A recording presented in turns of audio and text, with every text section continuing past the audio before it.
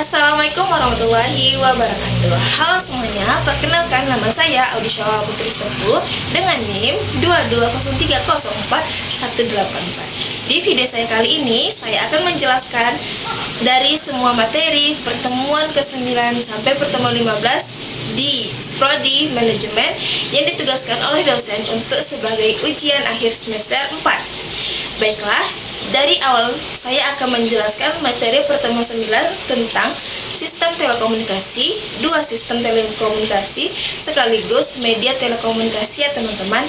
Baiklah, selanjutnya saya akan menjelaskan pengertian atau asal dari mana telekomunikasi itu. Telekomunikasi berasal dari kata tele dan komunikasi. Tele yang berarti jauh dan komunikasi yang berarti hubungan atau pertukaran atau informasi. Jadi telekomunikasi adalah peristiwa pertukaran informasi atau komunikasi jarak jauh dari satu tempat ke tempat yang lain. Selanjutnya, telekomunikasi adalah penyampaian sesuatu informasi atau hubungan antara satu tempat dengan tempat lain menggunakan bantuan peralatan khusus atau peralatan elektronik.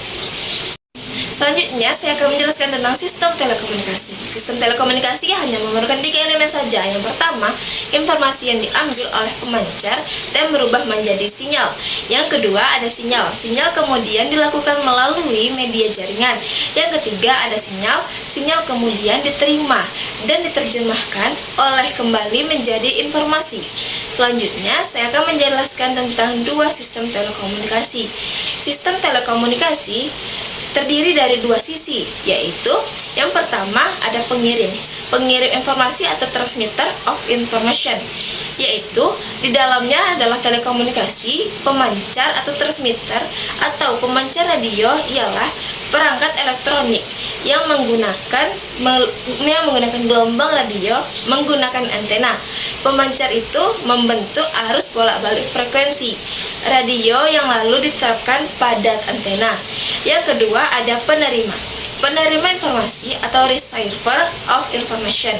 Sistem telekomunikasi harus melakukan hal-hal berikut, yaitu ada yang pertama memancarkan informasi, yang kedua membangun atau membuat interaksi antara pengirim dan penerima, yang ketiga ada mengirimkan pesan melalui rute yang efisien, yang keempat memastikan bahwa pesan yang benar diterima oleh penerima yang berhak, yang kelima ada memeriksa kesalahan dengan terjadi pada pesan dan melakukan penyusunan yang tepat kembali terhadap format pesan yang perlu. Yang keenam ada mengonversi pesan dari satu kecepatan lain, yaitu atau komputer umumnya lebih cepat dibandingkan media komunikasi. Yang ketujuh ada memastikan bahwa alat pengirim, penerima, dan jalur komunikasi beroperasi. Yang kedelapan ada menjaga keamanan informasi setiap saat. Selanjutnya saya akan menjelaskan tentang submateri, yaitu fungsi sistem telekomunikasi. Telekomunikasi adalah sistem untuk mengkomunikasikan data dan informasi dari satu lokasi ke tempat lain, yaitu ada beberapa fungsi 3 bagian terpenting dalam sistem telekomunikasi. Yang pertama ada transmitting devices. Transmitting devices berfungsi sebagai menyampaikan informasi dari satu tempat ke yang lain, baik dekat maupun yang jauh. Transmitting devices yaitu ada sebagai kabel, serat optik, dan udara, tergantung pada jarak tempat yang dihubungkan dan tergantung pada banyak tempat yang saling berkaitan atau yang saling dihubungkan. Yang kedua ada connecting devices. Connecting devices berfungsi menghubungkan perangkat pertama dan perangkat lainnya, sehingga pengguna dapat menghubungi pengguna lainnya yang mereka inginkan. Selanjutnya, perangkat yang dimaksud masih menggunakan sistem manual jika masih diperlukan operator yang menghubungkan pengguna dengan pengguna lainnya yang dia inginkan. Yang ketiga ada terminal. Terminal merupakan perangkat yang mengubah sinyal informasi asli atau suara manus atau lainnya. Selanjutnya saya akan menjelaskan tentang submateri, yaitu ada media telekomunikasi. Media telekomunikasi merupakan semua alat untuk memproduksi, mendistribusikan, menyebarluaskan, dan menyampaikan sesuatu informasi. Selanjutnya, saya akan menjelaskan materi pertemuan yang ke-10, yaitu ada internet, intranet, dan juga ekstranet. Internet sebenarnya itu adalah singkatan dari kata intra connection dan network. Merupakan kumpulan dari semua jaringan komputer yang terhubung menjadi sebuah sistem telekomunikasi yang teratur.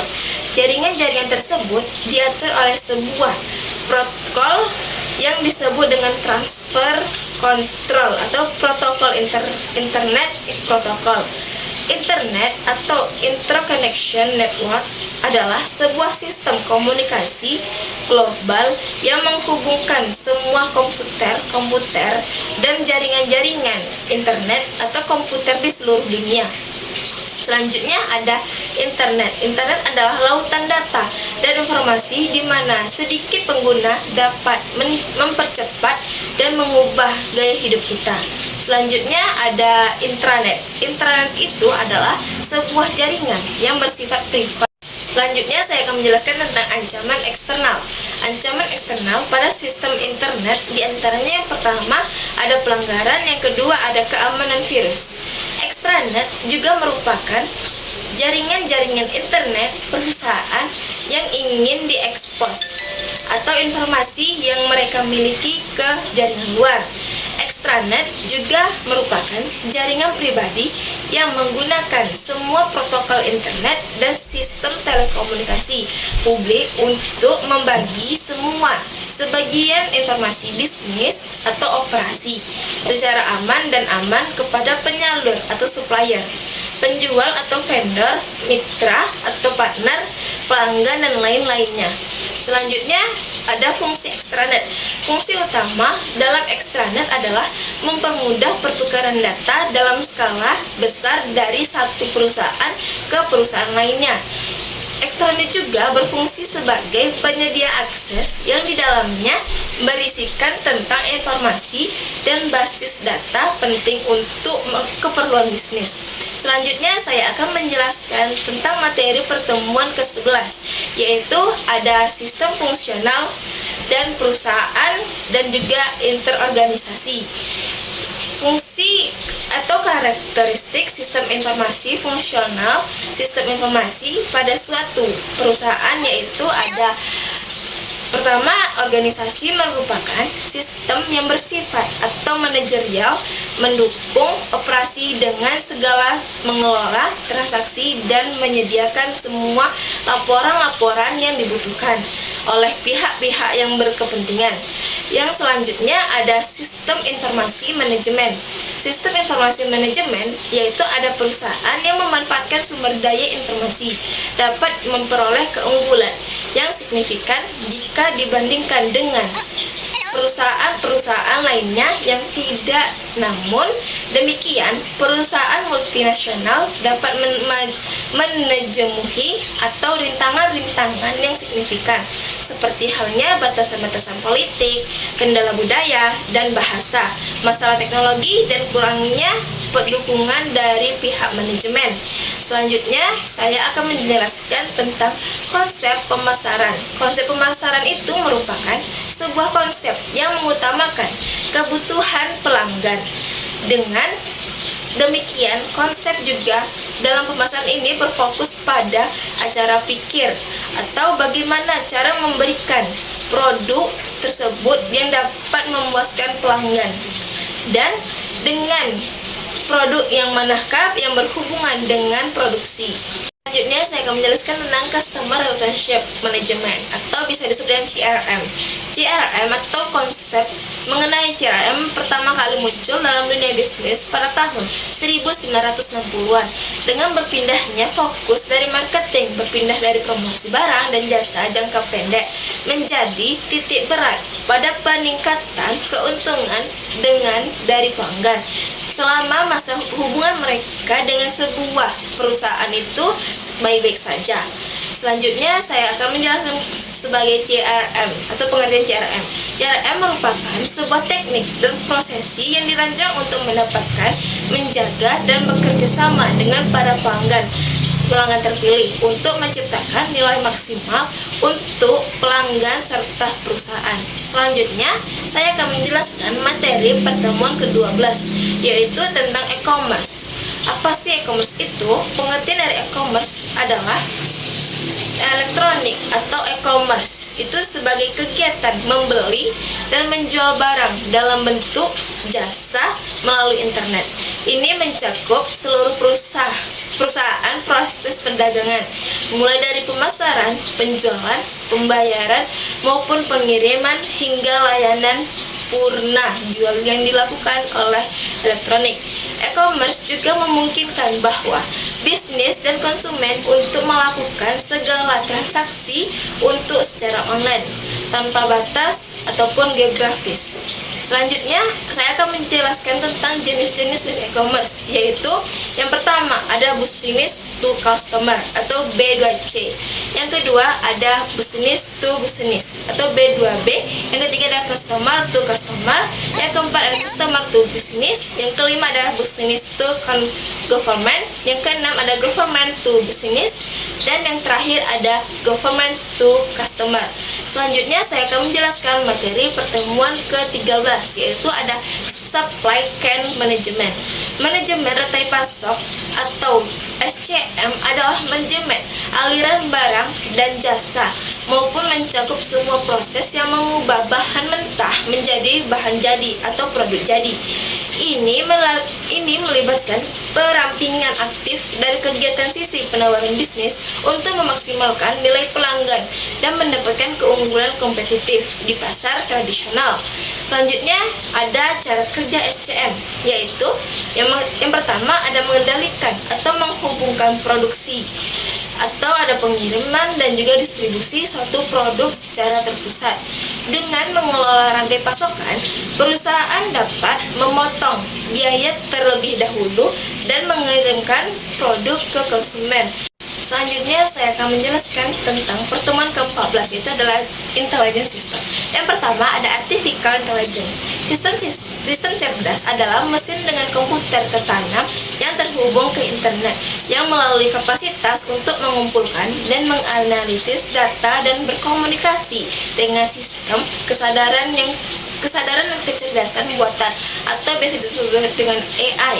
AI adalah simulasi proses kecerdasan manusia oleh mesin, terutama sistem komputer.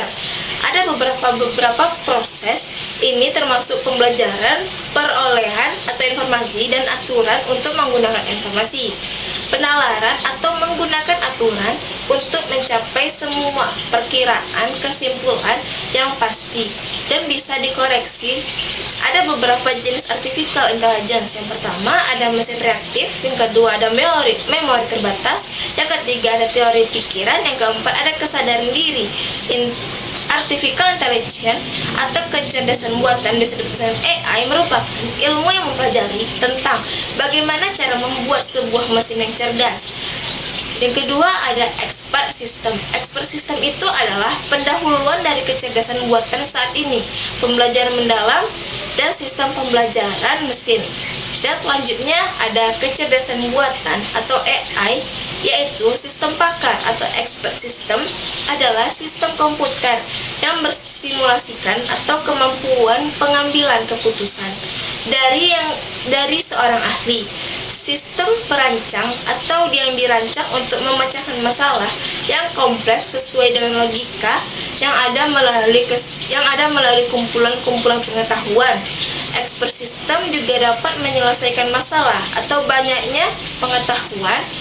Ada beberapa expert system dapat menyelesaikan masalah atau banyaknya karakteristik penting dalam mempelajari expert system, yaitu yang pertama ada sistem menawarkan tingkat keahlian tertinggi. Ini memberikan efisiensi, akuransi, dan pemecahan masalah yang imajinatif. Yang kedua ada REC-ON. REC-ON atau time fraction. Expert system mengurangi waktu pengerjaan sebanyak mungkin tanpa mengurangi keakuratan dalam proses dan hasil yang didapatkan. Yang ketiga ada good reliability atau expert system harus selalu dapat diandalkan dan bisa mengerjakan sesuatu tanpa membuat kesalahan. Yang keempat ada fleksibel. Fleksibel itu harus selalu bisa menyelesaikan berbagai macam masalah yang berbeda-beda. Yang kelima ada efektif mekanisme. Efektif mekanisme dalam expert system harus bisa menyelesaikan masalah seefektif mungkin dengan menggunakan sumber daya. Baiklah, selanjutnya saya akan menjelaskan materi terakhir, yaitu materi ke-15, yaitu tentang hak atas kekayaan intelektual. Pengertian dari hak atas kekayaan intelektual atau biasa disebut dengan HAKI, yaitu adalah hak atas kekayaan intelektual adalah hak eksklusif yang diberikan tepat kepada individu atau entitas atas dasar karya ciptaannya dalam bidang seni, sastra, penemuan teknologi, dan lainnya. HAKI mencakup berbagai jenis hak, termasuk hak cipta, hak paten, hak merek dagang, hak desain industri, hak rahasia dagang, dan juga hak indikasi geografis.